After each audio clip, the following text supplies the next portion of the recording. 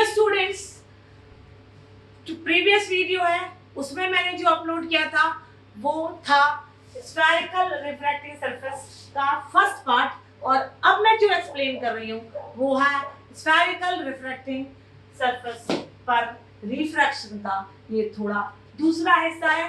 पहले वाले पार्ट में मैंने स्पेसिफाई किया था कि we are getting a virtual image on in denser medium, और अभी जो मैं, आप ऐसा मत सोचिए कि एक ही डेरिवेशन है, दोनों डेरिवेशन अलग अलग है। एक रियलिटी पर डिपेंड कर रहा है, एक वर्चुअलिटी पर डिपेंड कर रहा है। तो हमको वर्चुअल इमेज और वो भी रेयर मीडियम में मिल रही है। तो आपका जो मेथोडोलॉजी है वो तो लगभग सेम है। अब मैं थोड़ा फास्ट इसको करवा के आपको मेथोडोलॉजी, अकेला डायग्रामेटिक अप्रोच जो है वो आपकी चेंज करके बता देती हूँ क्या डिफरेंस आ रहा है। अदरवाइज जो मेथड है वो पूरा सेम है। हमने यहाँ से पॉइंट ऑब्जेक्ट लिया, रिफ्रैक्टेड रे यहाँ से मूव करी और इस पॉइंट पर आई, ये पॉइंट हो गया इंसिडेंस। इस पॉइंट ऑफ इंसिडेंस को सेंटर ऑफ कर्वेचर से ड्रॉ के थ्रू जो लाइन ड्रॉ करी वो हो गया हमारा नॉर्मल। ये जो dotted line actually it is representing the normal and the ray has to bend towards the normal still because we are moving from n1 to n2, that is rarer medium से denser medium की तरफ हम लगातार बढ़ रहे हैं। लेकिन इसके बावजूद भी आप ये देख रहे हैं कि रिफ्रैक्टेड रे जाकर प्रिंसिपल एक्सिस पर कन्वर्ज नहीं हो पा रही। ऐसा क्यों हुआ? ऐसा इसलिए हुआ क्योंकि जो हमारा OP था वो बिकम हो गया लेस देन PC। मतलब ऑब्जेक्ट अगर हम बहुत पास रख देंगे कॉन्वेक्स स्फेरिकल सरफेस के, तो हमारी जो इमेज है वो वर्चुअल बनेगी, और वर्चुअल इमेज हमेशा डेंसर मीडियम में आएगी अगर ऑब्जेक्ट हमारा डेंसर मीडियम है। मैं आपको पहले भी बताया था कि जो रियल इमेजेस होती हैं वो अपोजिट साइड में जाती हैं, क्योंकि ट्रांसपेरेंट मीडियम से निकल के वो दूसरी तरफ कन्वर्ज ही होती हैं सेकंड साइड में जाके। और अगर हम उसी साइड जहां पर ऑब्जेक्ट है उस तरफ कोई इमेज को बनता हुआ देखते हैं तो it should be now understood that it will be virtual by nature, वो वर्चुअल ही रहेगी। अब यहाँ पर भी जो इमेज है हमने क्या हुआ, अब ये कन्वर्ज नहीं हुई। अगर ये कन्वर्ज नहीं हुई तो कहीं ना कहीं से डाइवर्ज तो हो ही रही होगी ना भाई, किसी पॉइंट से ऐसा लग रहा होगा कि निकल के बाहर की तरफ आ रही है।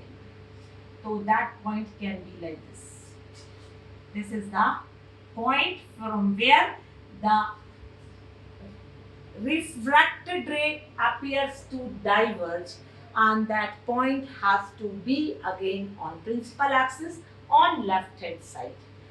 So we will get one angle of refraction, one angle of incidence, one alpha, one beta, one gamma, and A we have to take point of incidence, and from AN we have to drop a perpendicular. P is the pole, and sign conventions and the assumptions remains same. अगर आप मेरा previous video देखेंगे तो आपको उससे इसके assumptions and sign conventions quite clear हो जाएंगे, और अगर वो चीज आपकी clear है तो आपके लिए ये problem easy हो जाएगा। Point object we have to take on principal axis in rarer medium, and we are getting AIC। मैंने आपको बोला ही है AO के साथ C और AI के साथ C, बस वही चीज आपको मेजर ध्यान रखना है। एक बार AC मतलब AC हमारा एग्जैक्टली नॉर्मल है। एक बार नॉर्मल के साथ हमको ऑब्जेक्ट वाला पार्ट लेके ट्रायंगल ड्रॉ करना है, एक बार AC के साथ हमको इमेज वाला पार्ट लेके ट्रायंगल ड्रॉ करना है, and then we have to apply same exterior angle theorem, and here we are getting I equals to alpha plus gamma as per concept और assumptions। एंगल्स यहाँ पर भी छोटे मानेंगे तो ये हो जाएगा हमारा 10 अल्फा प्लस 10 गामा, और इस ट्राइंगल से हम अब 10 अल्फा 10 गामा की वैल्यू सब्स्टिट्यूट कर देंगे, तो that is coming us AN upon NO plus AN upon NC।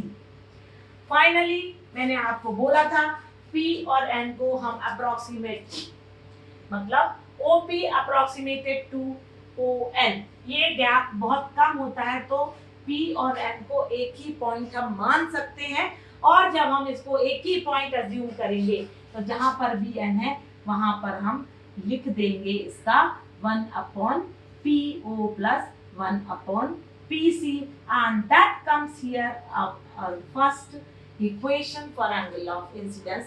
जो ये पिछला था सेम ही है, मेथड तो अप्रॉक्स सेम है, but one more time I am revising it, so R comes equals to beta plus gamma. Now R here again for the second triangle which is formed with image and normal, we are getting exterior angle triangle, exterior angle theorem, and when we are uploading exterior angle theorem we are getting here tan beta plus tan gamma.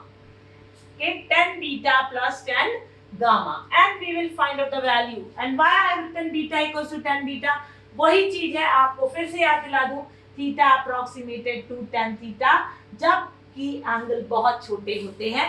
ये मैंने आपको assumption लिखवाया है, इसमें नहीं लिखवाया, इसके previous वाले वीडियो में लिखवाया है, और चूंकि सेम कॉन्सेप्ट पर बेस्ड है तो दोबारा नहीं करवा रही हूँ, इसके लिए आपको मेरा प्रीवियस वीडियो वॉच करना पड़ेगा। Then here we are having an upon, ये जब an अपॉन tan थीटा आ रहा है तो ni आ जाएगा, और ये हो जाएगा an अपॉन nc, और हम यहाँ पर an को बाहर निकाल के 1/pi प्लस 1/pc ले सकते हैं।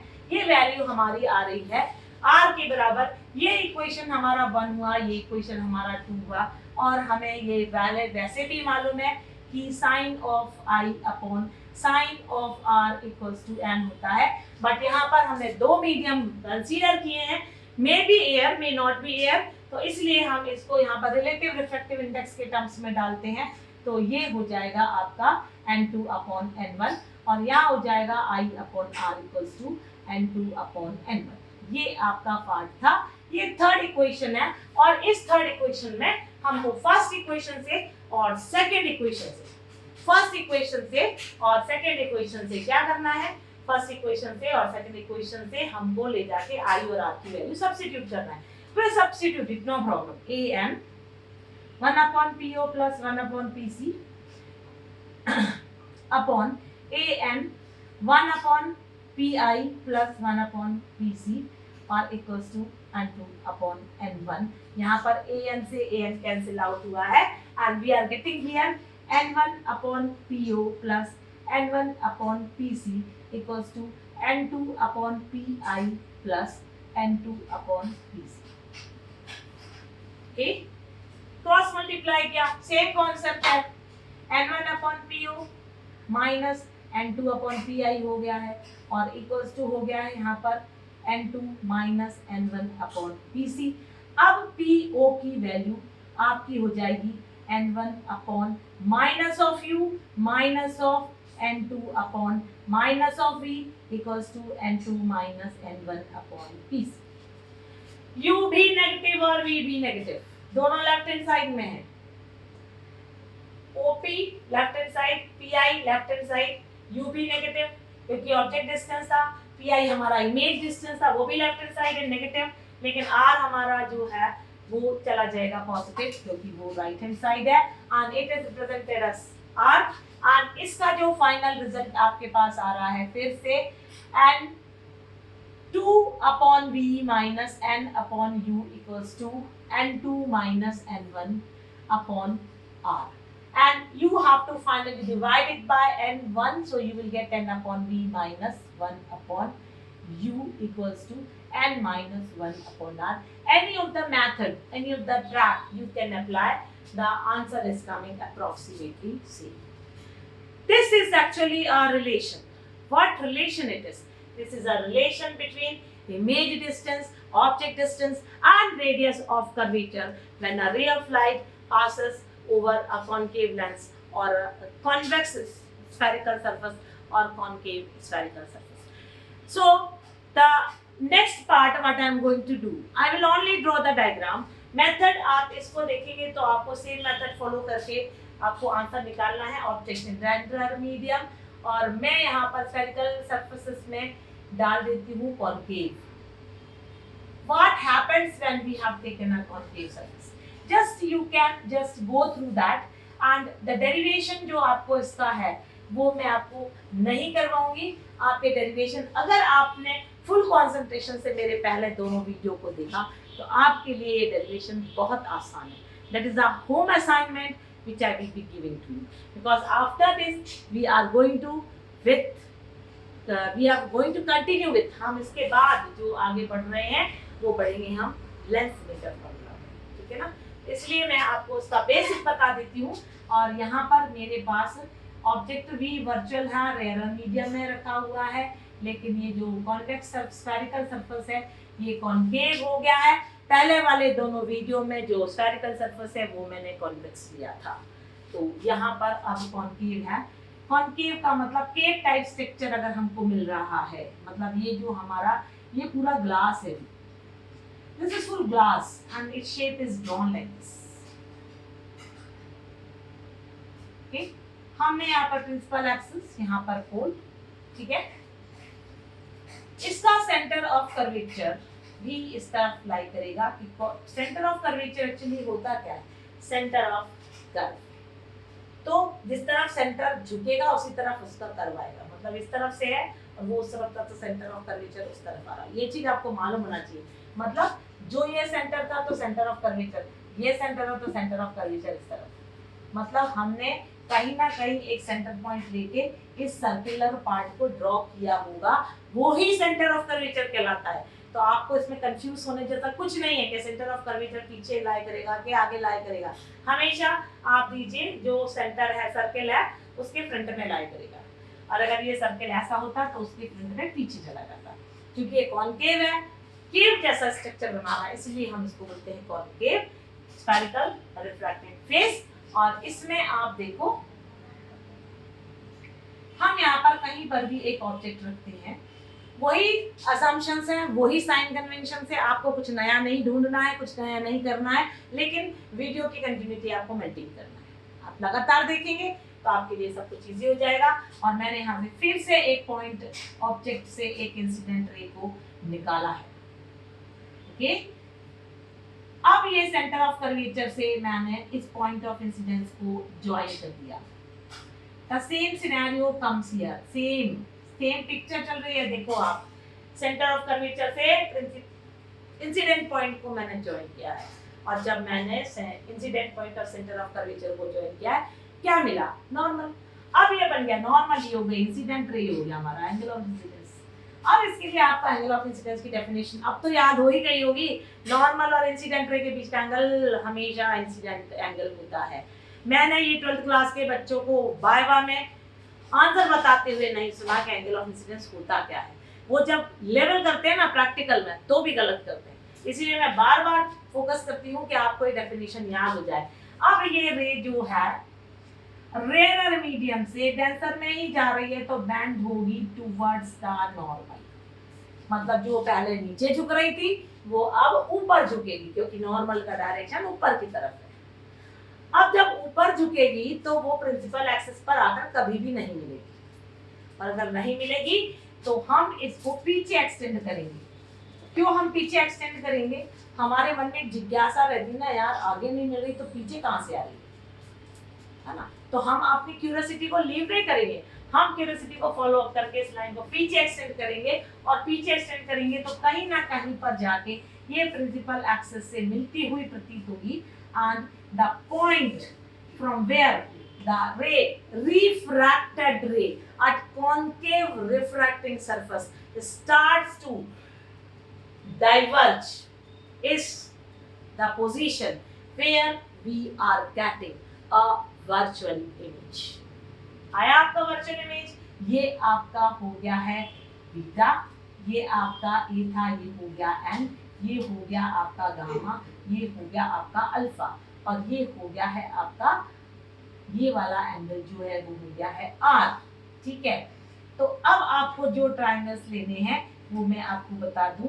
एक ट्रायंगल आपका आएगा अल्फा, आई और गामा. ये है ए सी और ओ के बीच का. तो एक एक्सटीरियर एंगल इसमें लगा लेना. दूसरी एक्सटीरियर एंगल थ्योरम आपकी आएगी ऐसे. ये आपका आर है, ऑब्वियसली ये भी आपका आर हो जाएगा. ये आपका गामा हो जाएगा, ये आपका बीटा हो जाएगा, ये आपका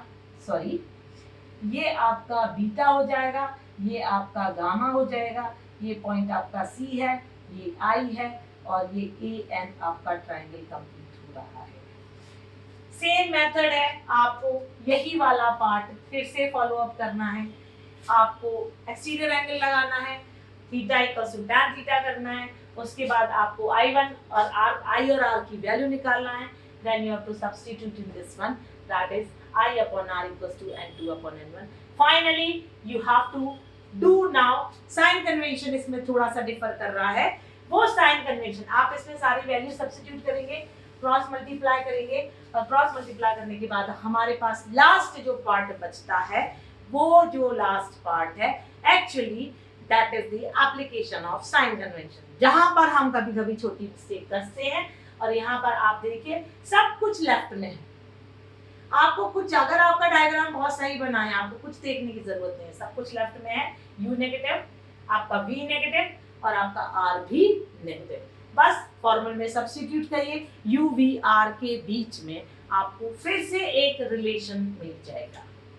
लेकिन ये जो इमेज बन रही है, ये इमेज बन रही है डाइवर्जिंग रे के कारण। एक्चुअली यहाँ रे कन्वर्ज नहीं हो रही, इस पॉइंट से रे डाइवर्ज होती हुई प्रतीत हो रही है।